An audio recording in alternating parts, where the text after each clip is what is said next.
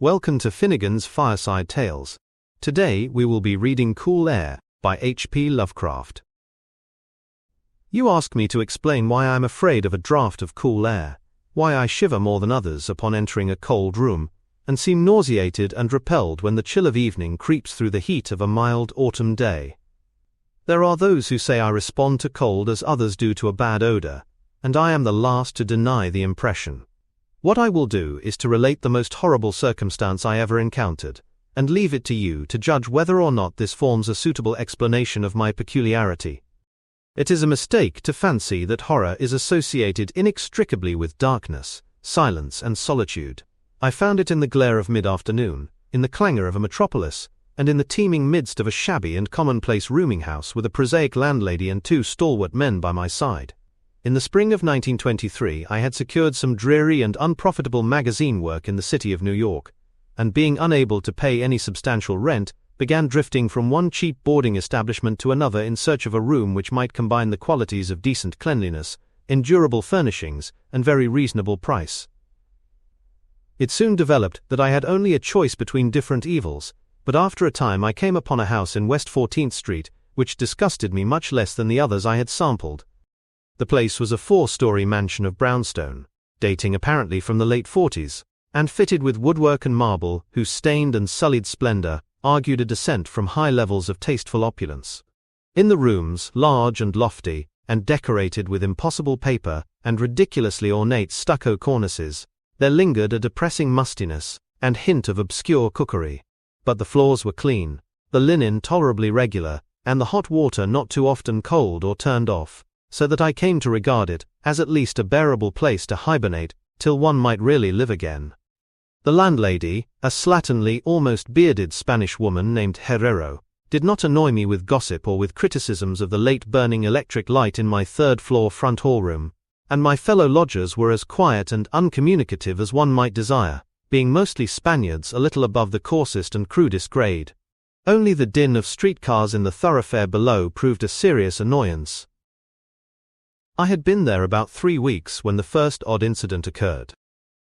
One evening at about 8 I heard a spattering on the floor and became suddenly aware that I had been smelling the pungent odor of ammonia for some time.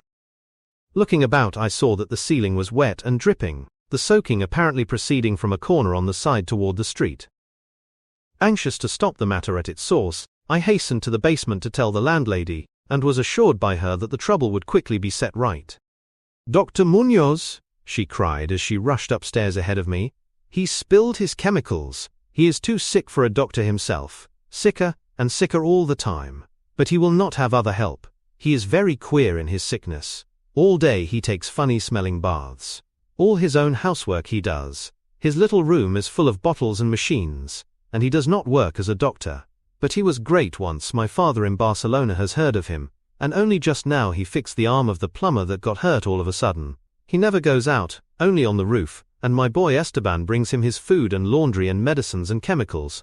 My God, the sal ammoniac that man uses to keep cool." Mrs. Herrero disappeared up the staircase to the 4th floor, and I returned to my room. The ammonia ceased to drip, and as I cleaned up what had spilled and opened the window for air, I heard the landlady's heavy footsteps above me. Dr. Munoz the I had never heard, save for certain sounds as of some gasoline-driven mechanism, since his step was soft and gentle. I wondered for a moment what the strange affliction of this man might be, and whether his obstinate refusal of outside aid were not the result of a rather baseless eccentricity. There is, I reflected tritely, an infinite deal of pathos in the state of an eminent person who has come down in the world. I might never have known Dr. Munoz had it not been for the heart attack that suddenly seized me one forenoon as I sat writing in my room. Physicians had told me of the danger of those spells, and I knew there was no time to be lost, so remembering what the landlady had said about the invalid's help of the injured workman, I dragged myself upstairs and knocked feebly at the door above mine. My knock was answered in good English by a curious voice some distance to the right, asking my name and business, and these things being stated, there came an opening of the door next to the one I had sought. A rush of cool air greeted me, and though the day was one of the hottest of late June, I shivered as I crossed the threshold into a large apartment whose rich and tasteful decoration surprised me in this nest of squalor and seediness. A folding couch now filled its diurnal role of sofa, and the mahogany furniture, sumptuous hangings, old paintings and mellow bookshelves, all bespoke a gentleman's study rather than a boarding-house bedroom. I now saw that the hall room above mine, the little room of bottles and machines which Mrs. Herrero had mentioned, was merely the laboratory of the doctor, and that his main living quarters lay in the spacious adjoining room, whose convenient alcoves and large contiguous bathroom permitted him to hide all dressers and obtrusive utilitarian devices. Dr. Munoz most certainly was a man of birth, cultivation and discrimination. The figure before me was short but exquisitely proportioned, and clad in somewhat formal dress of perfect cut and fit. A high-bred face of masterful, though not arrogant expression, was adorned by a short iron-grey full beard, and an old-fashioned pince-nez shielded the full dark eyes, and surmounted an aquiline nose, which gave a Moorish touch to a physiognomy otherwise dominantly Celtiberian. Thick, well-trimmed hair that argued the punctual calls of a barber was parted gracefully above a high forehead, and the whole picture was one of striking intelligence and superior blood and breeding. Nevertheless, as I saw Dr. Munoz in that blast of cool air, I felt a repugnance which nothing in his aspect could justify. Only his lividly inclined complexion and coldness of touch could have afforded a physical basis for this feeling, and even these things should have been excusable, considering the man's known invalidism. It might too have been the singular cold that alienated me, for such chilliness was abnormal on so hot a day, and the abnormal always excites aversion, distrust and fear. But repugnance was soon forgotten in admiration, for the strange physician's extreme skill at once became manifest, despite the ice-coldness and shakiness of his bloodless-looking hands. He clearly understood my needs at a glance, and ministered to them with a master's deftness, the while reassuring me in a finely modulated though oddly hollow and timbreless voice, that he was the bitterest of sworn enemies to death, and had sunk his fortune and lost all his friends in a lifetime of bizarre experiment, devoted to its bafflement and extirpation. Something of the benevolent fanatic seemed to reside in him, and he rambled on almost garrulously as he sounded my chest, and mixed a suitable draught of drugs, fetched from the smaller laboratory room. Evidently he found the society of a well-born man a rare novelty in this dingy environment, and was moved to unaccustomed speech as memories of better days surged over him. His voice, if queer, was at least soothing, and I could not even perceive that he breathed as the fluent sentences rolled urbanely out. He sought to distract my mind from my own seizure by speaking of his theories and experiments, and I remember his tactfully consoling me about my weak heart by insisting that will and consciousness are stronger than organic life itself, so that if a bodily frame be but originally healthy and carefully preserved, it may, through a scientific enhancement of these qualities, retain a kind of nervous animation, despite the most serious impairments, defects or even absences in the battery of specific organs. He might, he half-jestingly said, some day teach me to live, or at least to possess some kind of conscious existence, without any heart at all.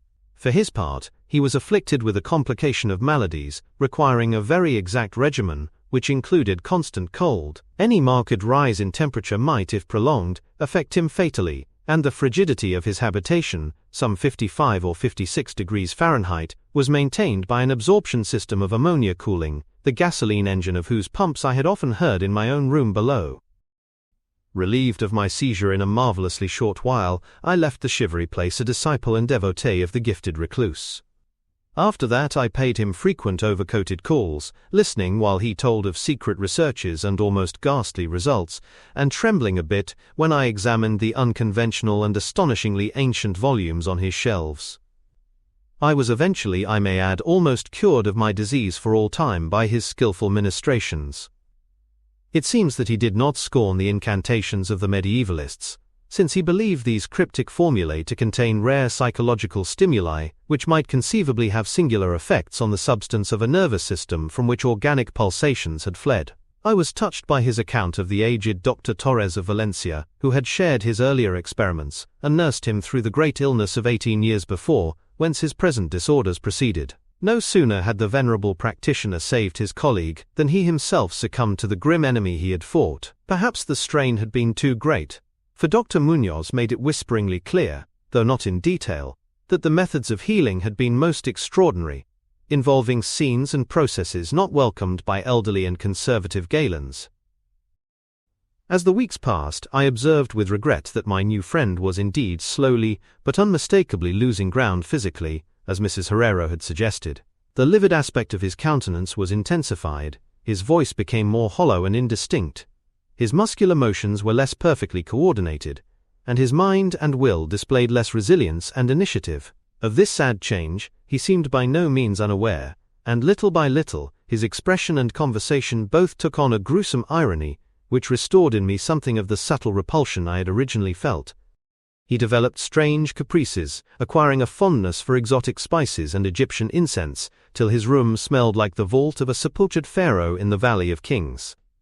At the same time his demands for cold air increased, and with my aid he amplified the ammonia piping of his room, and modified the pumps and feed of his refrigerating machine, till he could keep the temperature as low as 34 degrees or 40 degrees, and finally even 28 degrees. The bathroom and laboratory, of course, being less chilled, in order that water might not freeze, and that chemical processes might not be impeded. The tenant adjoining him complained of the icy air from around the connecting door, so I helped him fit heavy hangings to obviate the difficulty. A kind of growing horror, of outre and morbid cast, seemed to possess him. He talked of death incessantly, but laughed hollowly when such things as burial or funeral arrangements were gently suggested.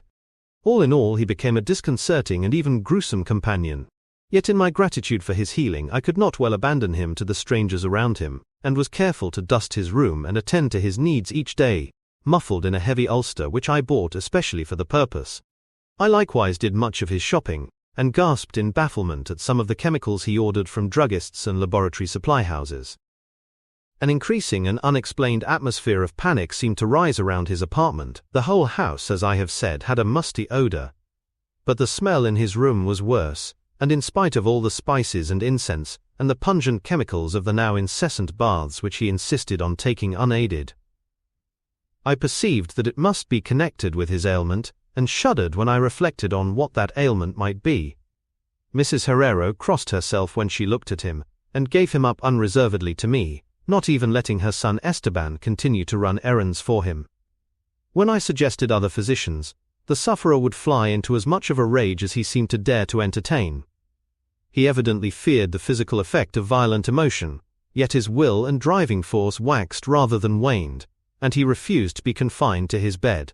The lassitude of his earlier ill days gave place to a return of his fiery purpose, so that he seemed about to hurl defiance at the death daemon, even as that ancient enemy seized him. The pretense of eating, always curiously like a formality with him, he virtually abandoned, and mental power alone appeared to keep him from total collapse. He acquired a habit of writing long documents of some sort, which he carefully sealed and filled with injunctions that I transmit them after his death to certain persons whom he named. For the most part lettered East Indians, but including a once celebrated French physician now generally thought dead, and about whom the most inconceivable things had been whispered. As it happened, I burned all these papers undelivered and unopened. His aspect and voice became utterly frightful, and his presence almost unbearable. One September day, an unexpected glimpse of him induced an epileptic fit in a man who had come to repair his electric desk lamp, a fit for which he prescribed effectively whilst keeping himself well out of sight. That man, oddly enough, had been through the terrors of the Great War without having incurred any fright so thorough. Then, in the middle of October, the horror of horrors came with stupefying suddenness.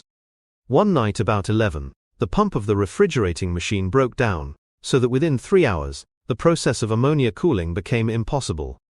Dr. Munoz summoned me by thumping on the floor, and I worked desperately to repair the injury, while my host cursed in a tone whose lifeless, rattling hollowness surpassed description. My amateur efforts, however, proved of no use, and when I had brought in a mechanic from a neighboring all-night garage, we learned that nothing could be done till morning, when a new piston would have to be obtained. The moribund hermit's rage and fear, swelling to grotesque proportions, seemed likely to shatter what remained of his failing physique, and once a spasm caused him to clap his hands to his eyes and rush into the bathroom. He groped his way out with face tightly bandaged, and I never saw his eyes again. The frigidity of the apartment was now sensibly diminishing, and at about 5 a.m. the doctor retired to the bathroom, commanding me to keep him supplied with all the ice I could obtain at all-night drugstores and cafeterias. As I would return from my sometimes discouraging trips and lay my spoils before the closed bathroom door, I could hear a restless splashing within, and a thick voice croaking out the order for more, more. At length a warm day broke, and the shops opened one by one. I asked Esteban either to help with the ice fetching whilst I obtained the pump piston, or to order the piston while I continued with the ice, but instructed by his mother, he absolutely refused. Finally, I hired a seedy-looking loafer whom I encountered on the corner of 8th Avenue to keep the patient supplied with ice from a little shop where I introduced him, and applied myself diligently to the task of finding a pump piston and engaging workmen competent to install it. The task seemed interminable, and I raged almost as violently as the hermit when I saw the hours slipping by in a breathless, foodless round of vain telephoning, and a hectic quest from place to place, hither and thither by subway and surface car. About noon I encountered a suitable supply house far downtown, and at approximately 1:30 p.m. arrived at my boarding place with the necessary paraphernalia and 2 sturdy and intelligent mechanics. I had done all I could, and hoped I was in time. Black terror, however, had preceded me. The house was in utter turmoil, and above the chatter of awed voices I heard a man praying in a deep basso. Fiendish things were in the air, and lodgers told over the beads of their rosaries as they caught the odor from beneath the doctor's closed door. The lounger I had hired, it seems, had fled screaming and mad-eyed not long after his second delivery of ice, perhaps as a result of excessive curiosity. He could not, of course, have locked the door behind him, yet it was now fastened, presumably from the inside. There was no sound within, save a nameless sort of slow, thick dripping. Briefly consulting with Mrs. Herrero and the workman despite a fear that gnawed my inmost soul, I advised the breaking down of the door. But the landlady found a way to turn the key from the outside with some wire device. We had previously opened the doors of all the other rooms on that hall and flung all the windows to the very top. Now noses protected by handkerchiefs, we tremblingly invaded the accursed south room, which blazed with the warm sun of early afternoon. A kind of dark, slimy trail led from the open bathroom door to the hall door, and thence to the desk, where a terrible little pool had accumulated. Something was scrawled there in pencil in an awful blind hand on a piece of paper, hideously smeared, as though by the very claws that traced the hurried last words. Then the trail led to the couch and ended unutterably. What was or had been on the couch I cannot and dare not say here, but this is what I shiveringly puzzled out on the stickily smeared paper before I drew a match and burned it to a crisp. What I puzzled out in terror as the landlady and 2 mechanics rushed frantically from that hellish place to babble their incoherent stories at the nearest police station. The nauseous words seemed well nigh incredible in that yellow sunlight, with the clatter of cars and motor trucks ascending clamorously from crowded 14th Street. Yet I confess that I believed them then. Whether I believe them now, I honestly do not know. There are things about which it is better not to speculate, and all that I can say is that I hate the smell of ammonia, and grow faint at a draught of unusually cool air. The end, ran that noisome scrawl, is here. No more ice. The man looked and ran away. Warmer every minute, and the tissues can't last. I fancy you know what I said about the will and the nerves and the preserved body after the organs ceased to work. It was good theory, but couldn't keep up indefinitely. There was a gradual deterioration I had not foreseen. Dr. Torres knew, but the shock killed him. He couldn't stand what he had to do. He had to get me in a strange, dark place when he minded my letter and nursed me back. And the organs never would work again. It had to be done my way, artificial preservation. For you see, I died that time 18 years ago.